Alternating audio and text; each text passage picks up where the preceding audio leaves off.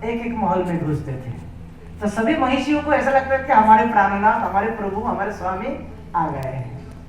और जैसे ही अपने महल से अपने पूरा कार्य मतलब गृहस्थोचित कार्य पूरा करके जब सुधर्मा सभा की तरफ जाते थे, तो देखते ही देखते 16,108 कृष्ण द्वारकाधीश वो एक बनकर एकदम माने आंखों की पलक पड़ने के पहले ही 16,108 एक ही बन गया और वो सुधर्मा सभा में जाता है। बहुत सारे द्वारकावासी भगवान की इसी चमत्कार को देखने के लिए ताक लगा कर बैठा रहता था कि भगवान कब आता है कब जाता है। जैसे हम लोग किसी जादूगर, किसी मैजिशियन की मैजिक देखने के लिए ताक लगा के दिखा रहते हैं टिकट काट के कि भैया ये फूल से कबूतर कैसे बना लेता है और कबूतर से फूल कैसे बना लेता है ना। तो ऐसा ही भगवान का चमत्कार द्वारका में चलता रहता। तो भगवान द्वारकाधीश अब सुधर्मा सभा से माहौल में आए तो सारे के सारे रानियां भगवान को खुश करने में लगे हैं।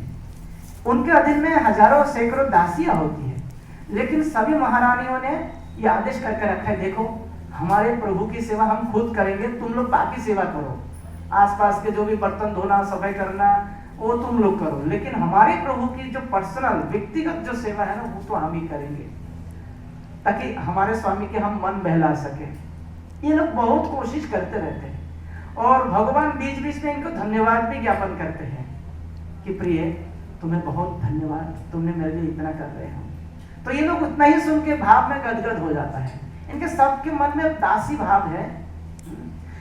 तो रात को जब सोते थे भगवान कृष्ण, कुछ हद तक तो महाभागवत में भी इसका वर्णन है 10वें स्कंद में, कि भगवान जब सोते थे तो ये सारे राजमहिषी भगवान के साथ ही एक ही पालंक में सोते थे और बहुत डर डर के वो लोग अपना ही हाथ भगवान के शरीर पर रखते थे और भगवान के जो बाहु है, इसी बाहु में सारे रानियां अपने सिर को रखते थे और भगवान कुछ बोलते नहीं थे। रात भर इसी को ही तकिया समझकर इसी के ऊपर ही वो अपना सिर रखते थे, इसी को ही चुंबन करते थे, इसी को ही आलिंगन करते थे और उन लोगों को उतने में खुशी महसूस होते। और ऐसे में रात के समय भगवान किसी दूसरे स्त्रियों के नाम बोलते हैं। जैसे कहते हैं सपनों में आ जाता है तो कुछ बकते रहते हैं, ललिते, विशाखे, राधे, कालिंदी।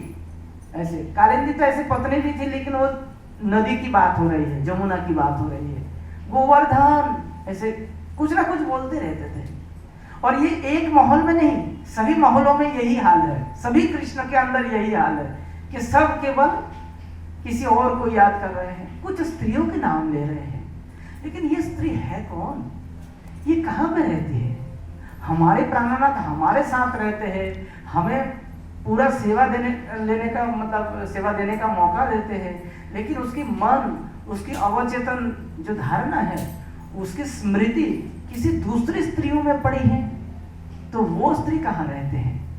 वो स्त्री तो बड़े धन्य होंगे जिनको हमारे प्रभु हमेशा याद करते हैं। हमने इसे थोड़ा बहुत सुना था कि हमारे प्रभु पहले वृंदावन में कुछ स्त्रियों के साथ प्रेम लीला किया होगा, शायद उनके ही नाम ले रहा होगा। लेकिन काश उन सारे लीलाओं को अगर हम सुन पाते तो, क्योंकि वो लोग अपनी सेवा करके हमारे प्रभु को आज तक वशीभूत करके रखा है।